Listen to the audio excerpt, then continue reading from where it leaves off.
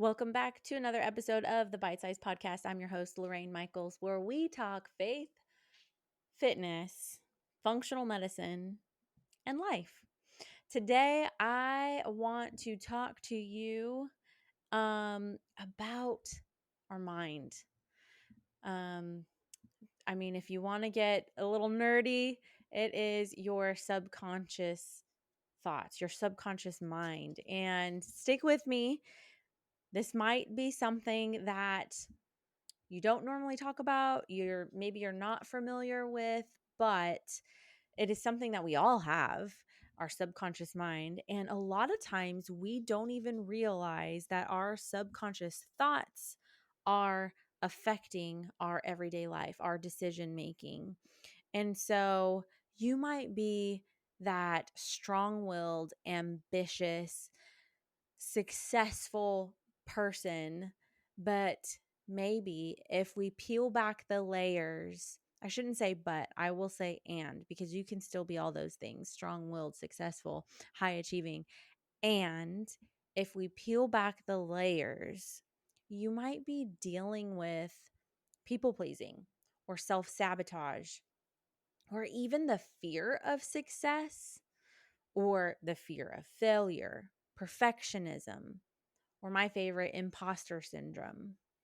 So today I want to talk about your subconscious mind and your subconscious thoughts. Do you ever find yourself doing the thing that you said you were going to stop doing, and yet you did it again?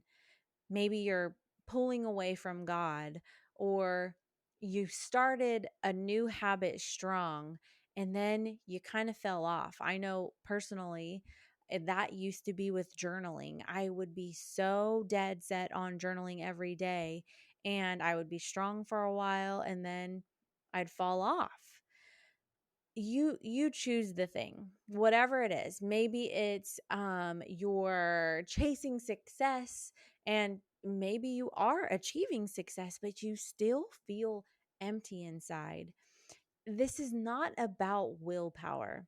It's about your subconscious beliefs, and they're buried deep beneath the surface, and you don't even realize that it's happening. So what is subconscious beliefs? What does this mean? Subconscious beliefs are something that you didn't choose, but it was something that helped shape you.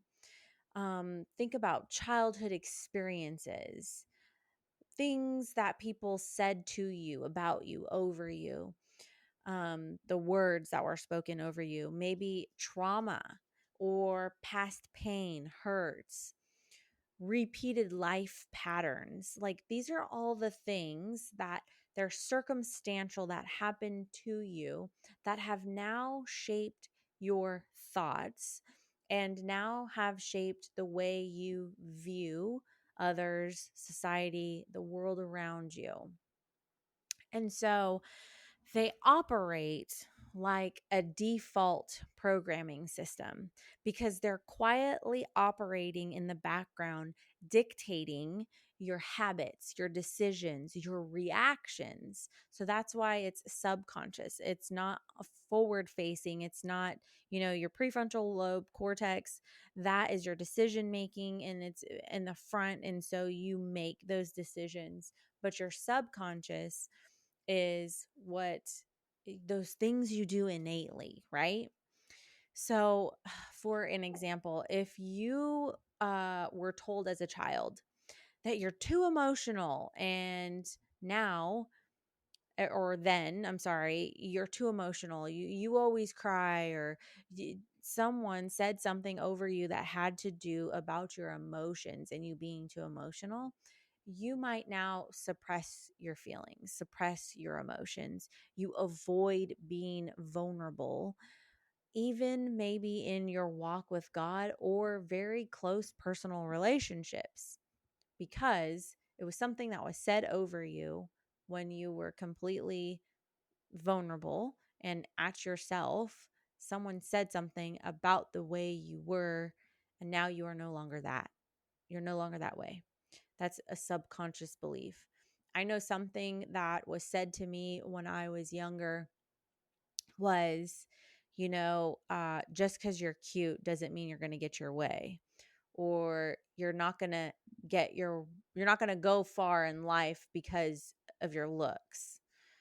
That has stuck with me. And my subconscious belief that I have carried with me up until now, my 40s, that I really have to work on is that if I am successful, or if I do get something, or a promotion, or, a speaking opportunity, or whatever it may be, any level of success, I have to really work on the fact that it is not because I'm pretty, or I'm in shape, or whatever. It has nothing.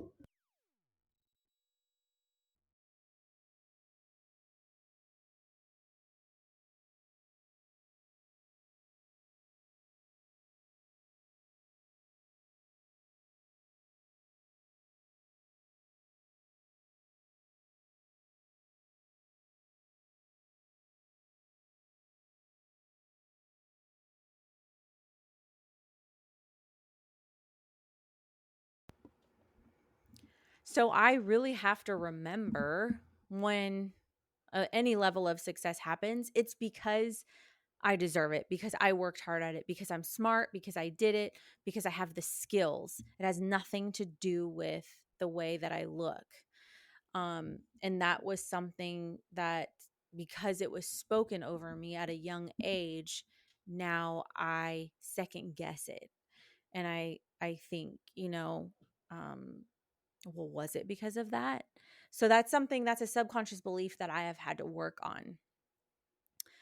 Um, so how another other areas on how they show up in your life today, I want you to think about avoiding hard conversations, the fear of being too much, overachieving just to feel worthy, quitting. This is such a good one. Quitting when you're so close to that breakthrough.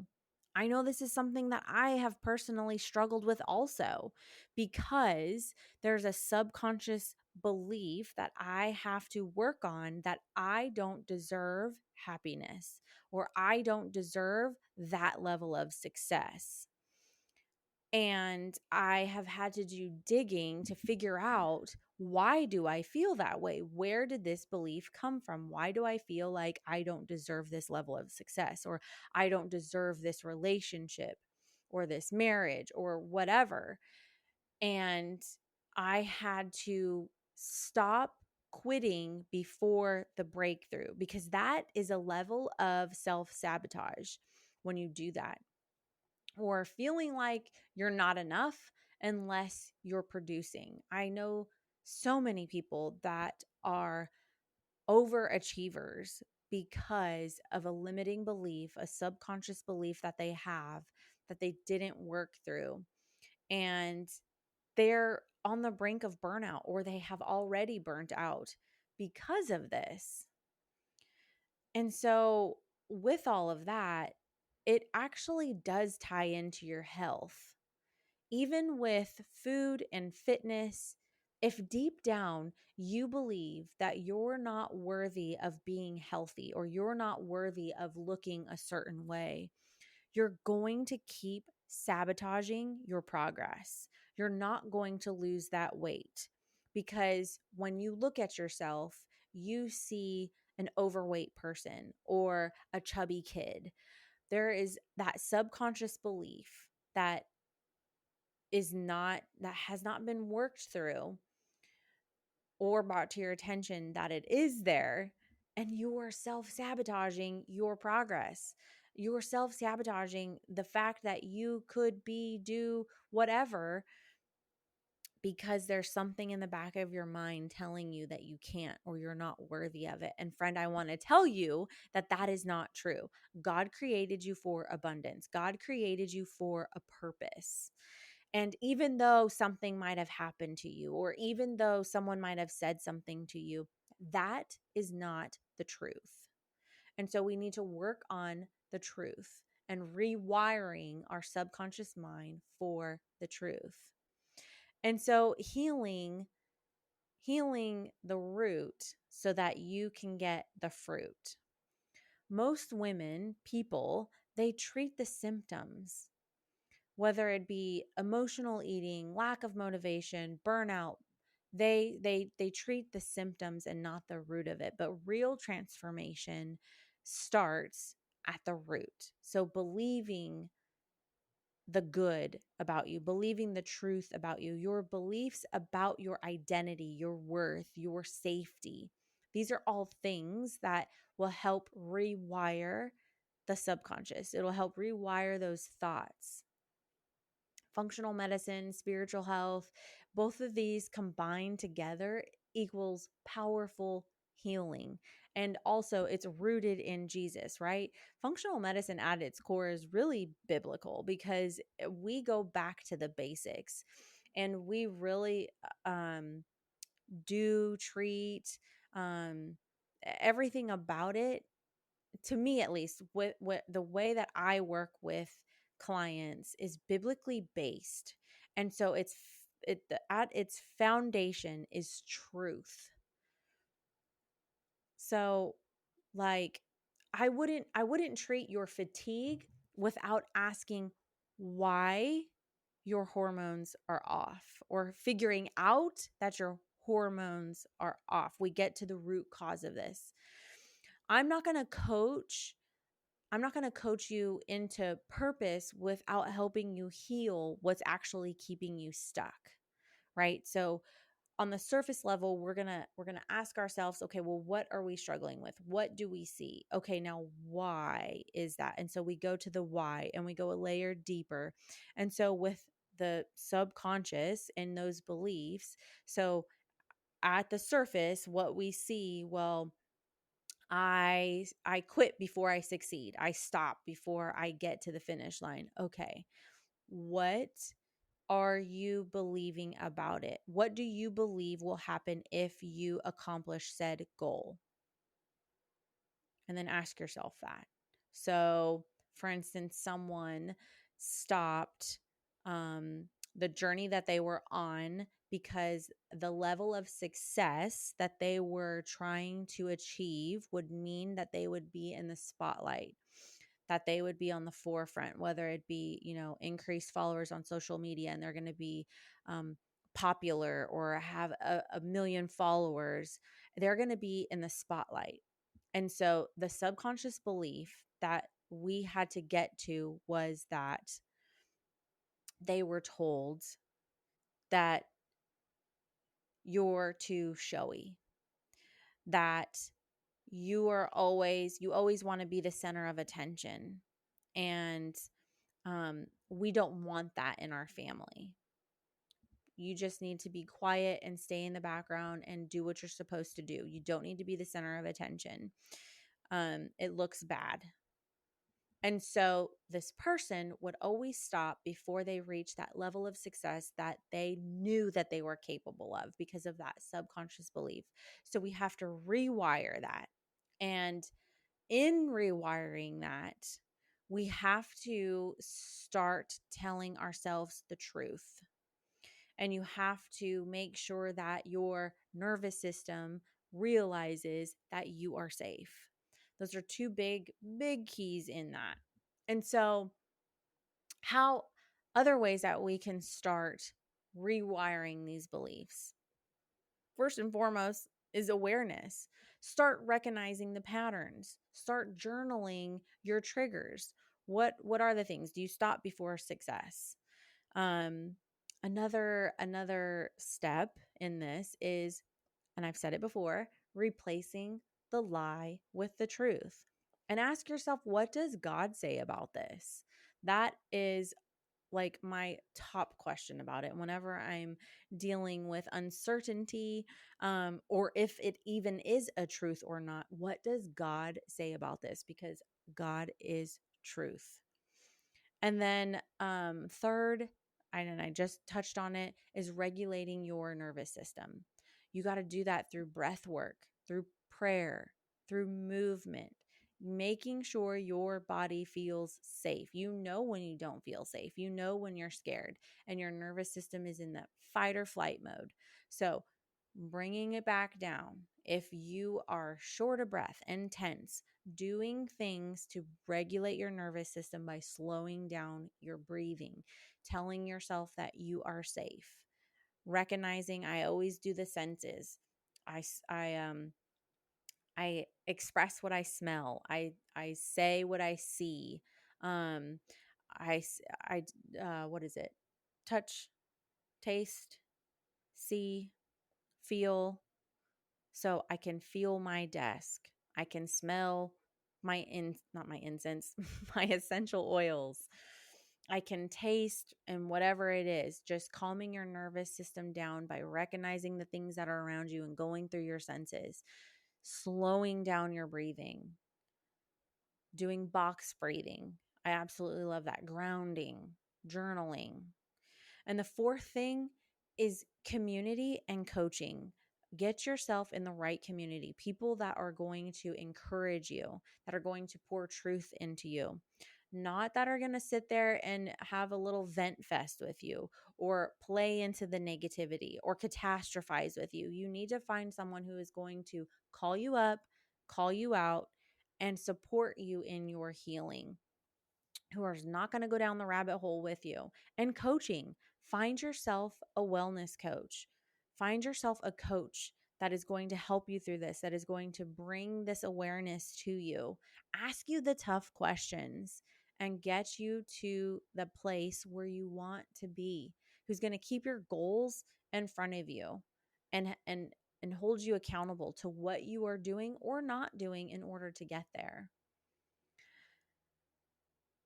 Friend, I want to tell you, you're not broken. You're not lazy. You're not unmotivated. You're just operating from a belief system that was never yours to begin with. And so, what I want to encourage you to maybe journal this week, ask yourself this question: what belief am I operating from that is no longer serving me? And what truth do I need to root myself in instead? And ask yourself the thing that you are doing, the thing that you're struggling with. So I started this episode off with talking about you did the thing you said you didn't want to do, right? So whatever that is, whatever you have been struggling with or you fall back to, ask yourself, what if I didn't? If it's a people pleasing problem, what if I said no? What would happen? Right? If it's a success problem, what if I accomplished it? What would that look like? And walk through it. And then if you find yourself, I'm uncomfortable, or what will people think of me, or people will think I'm a fraud. Like all of these things, these are all external factors, and we cannot control the outside. We cannot control the external factors, right? What is the truth behind it? Ask yourself the truth. Journal about it. If this episode has helped you in any way, shape, or form, I would love for you to let me know in the comments below. I would love for you to share it with someone that may need to hear it. And as always, friend, I want you to remember that you were divinely created for a divine purpose. And there's no mistake in you. And there is such greatness in store for you.